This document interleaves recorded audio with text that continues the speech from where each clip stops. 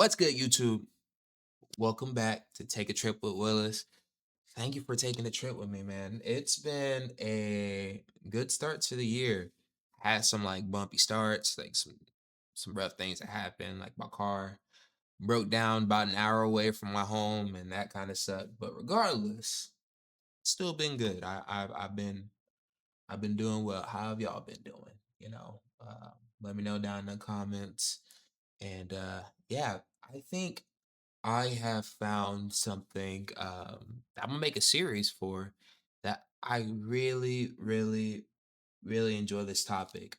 Um, Granted, part of the reason why I started this channel in the first place, right? Um, the whole point of me starting this channel was for me to feel better about how I communicate, and communicating better, communicating more colorfully, I guess the best way to say it. I want to be able to articulate my words, my emotions a lot better.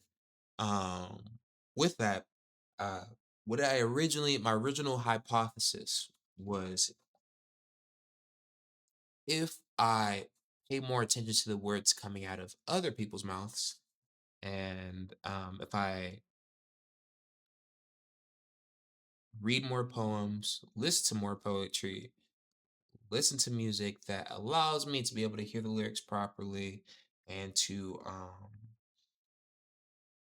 essentially just understand what they're saying. If I read books and actually take the time to look up words I don't understand, um, I can list so many different examples, but essentially pay more attention to the words that I see on the daily basis, that I hear on the daily basis. Would I be able to better communicate how I feel, or be able to um, internalize, I guess, internalize is not the correct word, but basically be able to understand myself a lot better. I found a video today. Um, if you haven't watched Andrew Huberman, he has an amazing podcast. A lot of science-based things. And sometimes like it's in a very long format. We'll say like maybe like 2 3 hour videos. The video I watched today was about 3 hours. But granted, the amazing thing is, so I saved this video in my playlist probably, we'll say, about like 5 or 6 months ago. The video came out September 2024, but I saved this video on my playlist like 5 or 6 months ago. Never watched it because I realized at the moment I was learning so many different things, and it like my brain was full, and I realized I wouldn't be able to receive any new information. But whilst doing that, completely forgot about the video. Completely forgot about the video, right? And today I was like, man, um, I haven't watched podcasts in a little bit, and I feel like I'm in a good space to learn. My brain's working real well. Um, Let me watch video. Scrolling, Andrew Huberman, um, featuring Mark Brackett is his name. Mark Brackett. Um, Now I'm not gonna be talking about the whole podcast, but he said something literally within the first 15 minutes that stuck with me. The whole episode is great. You should go watch it. I'll put a link down in the description for it. You need to go watch this. But um the concept of this is how to increase your emotional intelligence and how to regulate your emotions. And the thing that he says in the first 15 minutes, which goes along lines of the hypothesis I had last year, right, is um, essentially, I I'd have to find the exact quote, but I'll just paraphrase it. Essentially, being able to recognize the words that are being used and the correct definition for it will already help you with increasing your emotional intelligence, because you'll be able to accurately pinpoint the emotion you're feeling. The example he uses is like, a lot of people don't really realize it, but from the start, we kind of classify anger under like multiple different things. And we use a lot of these umbrella words again, such as anger. Anger has a very specific thing that it will focus its focus towards. And by definition, this is what anger is. But because we don't know the correct word for a lot of different emotions that we experience and a lot of different situations we experience, we just put it under anger. We do this for other words, jealousy, love. Love is a big one. Love, anxiety. Sometimes people even confuse depression and sadness, and those are two different things. Like we use blanket terms or, as I said, umbrella terms to describe many different emotions we experience, and that in itself is kind of hurting us with our ability to communicate properly because what we're expecting whenever we talk to people is for them to understand uh that we're expecting them to understand what we mean and understand the word that we're using the way we understand it, um, if that makes sense, right? So you see this a lot where people are just misusing words,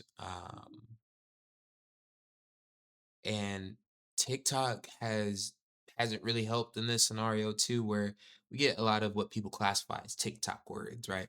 Where, for instance, Sonder was one of them. In which Sonder, like, if you read the definition of it, fairly easy thing to be able to understand. In a sense of like, I understand the definition of the word. I'm not saying to experience Sonder is necessarily easy, but um, like we have these TikTok words or these therapy words that people use.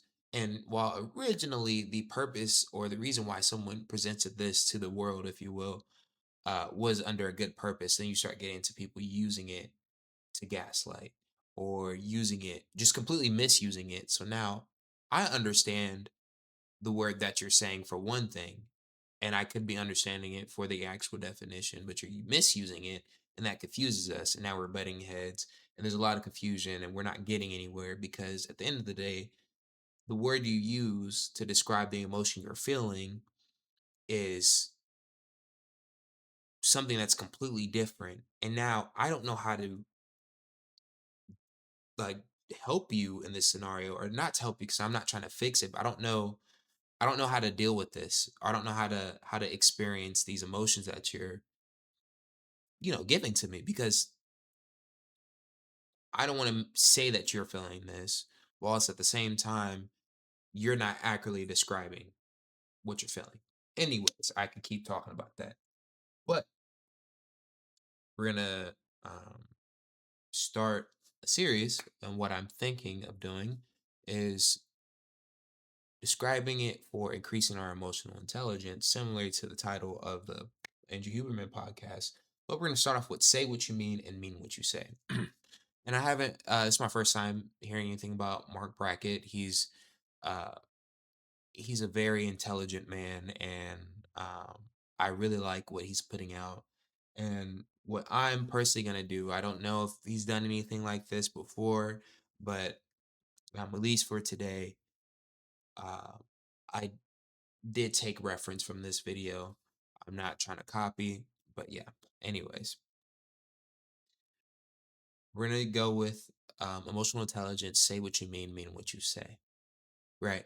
Because once we get better at word recognition and word comprehension, um, we would then be able to accurately describe how we feel to other people, and also be able to actually pinpoint what we're feeling, so we can um, figure out how we want to, deal with the emotions we're experiencing, right? Um, so if you see me keep looking down, I got my trusty notebook right here. So I'm just going based off small little notes that I have on there. Anyways, so what we're gonna start with is kind of about we're gonna start off with learning and research, right? And what does this have to do with uh word recognition, word comprehension? This is the main point, or the key thing, I should say, to being able to recognize more words, to comprehend what these words mean, and to be able to basically put that out for other people to understand, right? Is to learn and to research. And what I notice, and I don't know if it's the same thing for everybody else, is that I feel like we kind of stop actually like putting in effort to learn words early in elementary school. We learn more words, of course, but you start getting into that like I'm learning words based off my context clues, right? And while that's a good thing because you're developing like some of your comprehension skills, it's an issue. It's partly an issue because um if I only hear this word, or honestly, this will make it simpler. As I explained earlier, um, people tend to misuse words.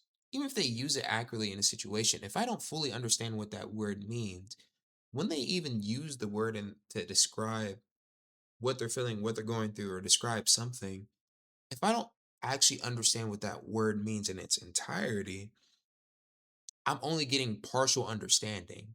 And then I start using this word just like the person that I heard it from. I'm using this word just like them. And now it becomes an issue because it's now a wildfire of people who potentially have partial understanding of this emotion, this yeah, we'll just stick to emotions, but partial understanding of this word. So like for instance, anger, right? Um when we're young, of course this is when we first start learning, we see people get angry. We hear people say, I'm mad at you. I'm upset with you. Or upset's still a different word, but I'm mad at with you. What you did made me angry. Right. And in some cases, the feeling that they're truly experiencing could be disappointment. Example used in the podcast I'm referencing. Right. And where that issue comes in is one, because they're not accurately using the word that they're accurately not using, for instance, anger in this situation. They're going about it the complete wrong way. So now they're just getting more and more angry because all this is doing is fueling the fire and they're not properly dealing with their emotions nor or regulating their emotions. And then for the person on the receiving end, what's happening is now as you go through life, as soon as you see someone with this response, you're going to be like anger. In reality, it is something else. Like that's a okay example, but hopefully you kind of understand where I'm trying to where I'm trying to get at, right? Um, and with that, like if we don't, it's okay to learn through experience, but I do feel like at some point in our lives we stop. Not for everybody, but I feel like a lot of people stop going out of their way to learn and research and they solely learn based off of experience and that's dangerous. Like imagine if we didn't put an effort to uh like learn and research the effects of certain things, we would just be trying stuff and people would just be dying for no reason, or people would be experiencing best way to say it, consequences and side effects for things that they could have like they just took some time to learn and research it, they wouldn't have dealt with these consequences, or they at least would know what the consequences are before they go into the situation, right? So as I was saying, like it feels like when we're in elementary school, at some point we stop, and it's not our fault. It's really the school system, and you can't really expect uh, young, especially really young students to just automatically pick up and continue with what you're teaching them. A lot of times, what happens in school, in order to pass the test, you learn what you need for the test, you go about your business until you need that information again, right? So I do think it's partly a school system issue where we would need more effort into learning words again. With that being said, excuse me, um, if you have time, like we all have cell phones, right? if you're watching this video, you have a cell phone, you have a computer, tablet, if you will, right? Put more time into researching like these words, right? Researching anything, honestly, because this is what where growth happens. If you don't do these things, like how are you growing in life? And then it's really not okay to just stay the same your entire life. Like you go through so many phases of your life.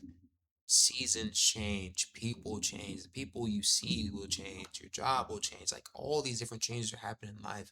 If you stay the same throughout all those situations, definition of insanity, right?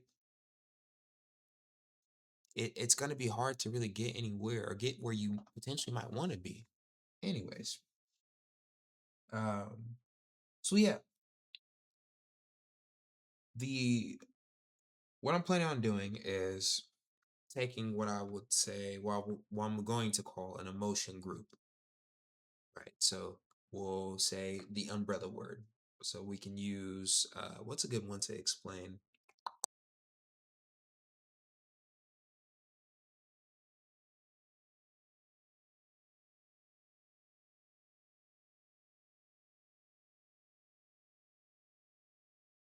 here.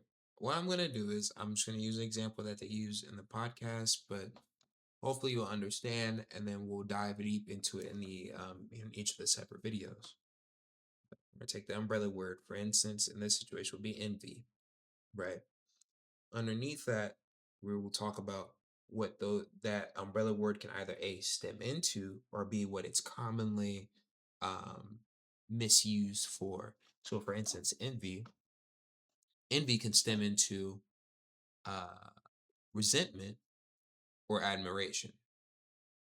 Envy in itself is not necessarily a bad thing, or jealousy, because it can either produce a good or produce a bad. So it can't just be negative, has a little yin and yang thing going on there. So we're going to go through like these groups, and we're going to dive into individual things that these things can mean. Possibly might do a little other language type of thing so that we can see how in depth these words can be. And hopefully throughout this, what this can do is help not just you, but also help me, help all of us be able to actually pinpoint what we're going through, right? Um, that's the whole point of this is to grow, to be better people, right? At least if you're coming to watch these videos and you're coming consistently, especially, like that's what we're here for, to go on a trip, to go on a journey together and grow. So either way, um, that was all to just say, like, I hope y'all enjoy the coming series that's happening, the coming series that's happening, and I hope we all grow from this. And also, if you have any findings, have anything you want me to talk about, um, especially with the specific topic, um, put it down in the comments, man. Like I kind of get excited when it comes to communication and things when it comes to emotions, and uh, because this is something that we all can grow in, right? Whether this is like partners, and that's usually where a lot of people talk about it. So relationships, relationships. Everybody wants to find love, right? So relationships is one of the key places we see it. Family, uh, relationships as in dating. So we'll say dating is where people like to find it, and also with family. And big one is parental, like with kids specifically, or parent, mom, dad, son, daughter. You get what I mean? Like a parental situation, or um, I don't know if I said it even with your friends, man. Like it's just very important. And I say most importantly with yourself. You need to know these things, man. Anyways, I hope you are excited. I'm excited.